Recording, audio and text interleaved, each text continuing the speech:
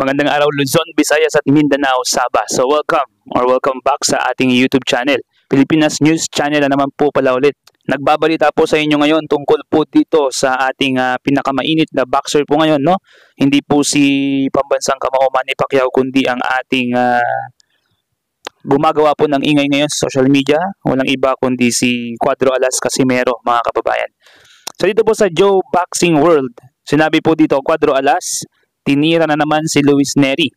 Sabi ni Casimero po dito, mga kababayan, kaya po ganun yung pagkakaentrada dito sa Joe Boxing World Facebook page.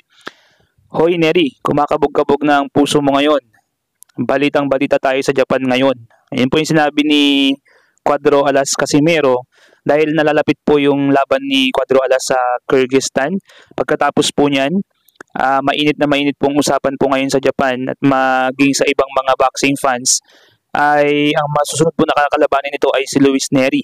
Pero yun po ba talaga ang magiging habol ng ating pambato na si Casimero?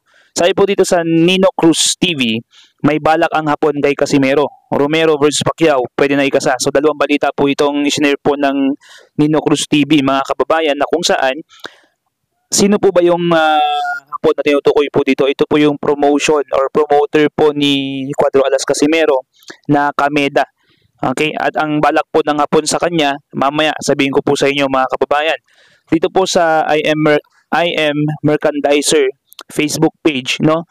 Ito po pala yung pinakang dahilan kung bakit matutuloy na talaga ang laban ni Casimero sa pambato ng Japan na si Japanese monster Naoya Inoue.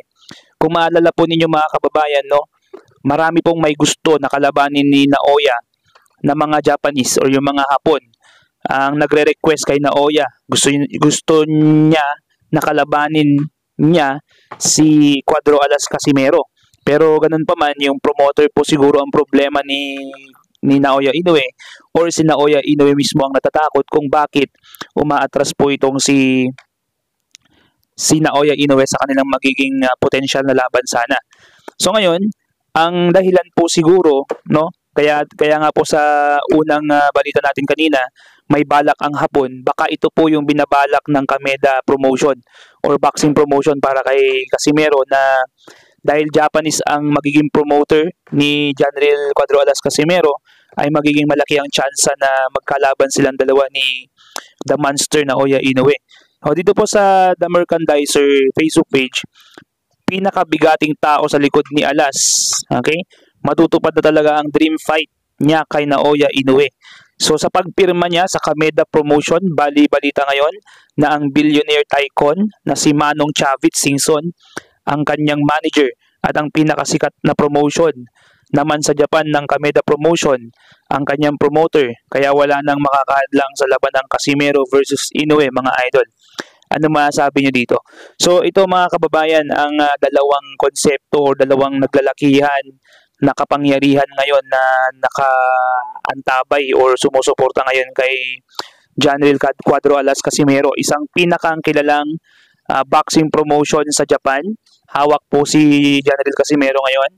At isa sa pinakamayamang tao sa Pilipinas, andyan po si Manong Chavit Singson. Bilyonaryo po yan, mga kababayan.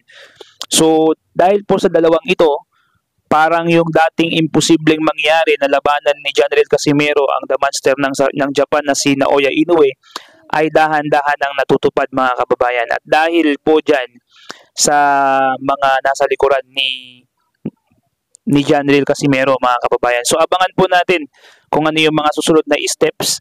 Of course, hindi naman po agad-agad maglalaban po itong dalawa. Siyempre may mga pagdadaanan pa para ma-improve ni General Casimero ang kanyang sarili sa hapon na si Naoya Inoue at sa kanyang bagong promotion. Okay? Sa kanyang bagong promoter sa Kameda Promotion.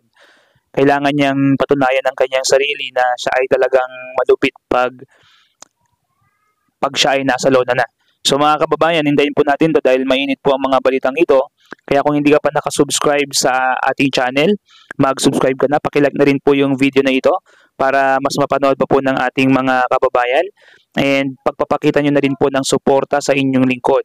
So once again, no, kapag gusto po ninyong kumita ng sideline, meron po akong promotion dyan or meron po akong ino-offer dyan sa comment section at sa description box para maklik po ninyo yung link at mapupunta po kayo sa page kung saan po yung ino-offer ko sa inyo. So maraming salamat po sa pakikinig ngayong araw na ito.